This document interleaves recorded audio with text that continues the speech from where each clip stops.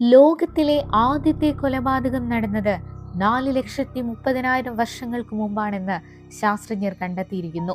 2015 Spanish ഗുഹകളിൽ നിന്നും ഗവേഷകർ ആദ്യ മനുഷ്യ വിഭാഗമായ നിയാണ്ടർത്താൽ വംശത്തിൽപ്പെട്ട ഒരു മനുഷ്യന്റെ അസ്ഥികൂടം കണ്ടെത്തുന്നു.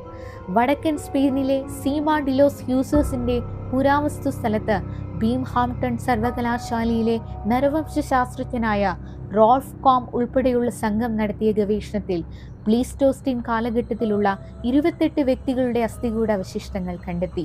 അതിൽ നിന്നും ഒരു അസ്ഥികൂടത്തിന്റെ വിശദമായ പഠനത്തിലൂടെ കൊലപാതകമാണെന്ന് തിരിച്ചറിഞ്ഞു. തലയ്ക്ക് കിട്ടിയ ശക്തമായ അടിയാണ് മരണകാരണം. ഇരയെ മുൻപിൽ നിന്ന് ശക്തമായ ആയുധം കൊണ്ട് ആക്രമിച്ചതാവാം എന്നാണ് ഗവേഷകർ പറയുന്നത്. മാത്രമല്ല, കൊലപ്പെടുത്തിയ സ്ഥലത്ത് ഉപേക്ഷിക്കാതെ മറിച്ച് അന്നൊരു ശവപ്പറമ്പായിരുന്ന സ്ഥലത്ത് ഉപേക്ഷിച്ചതാവാമെന്നും കരുതപ്പെടുന്നു.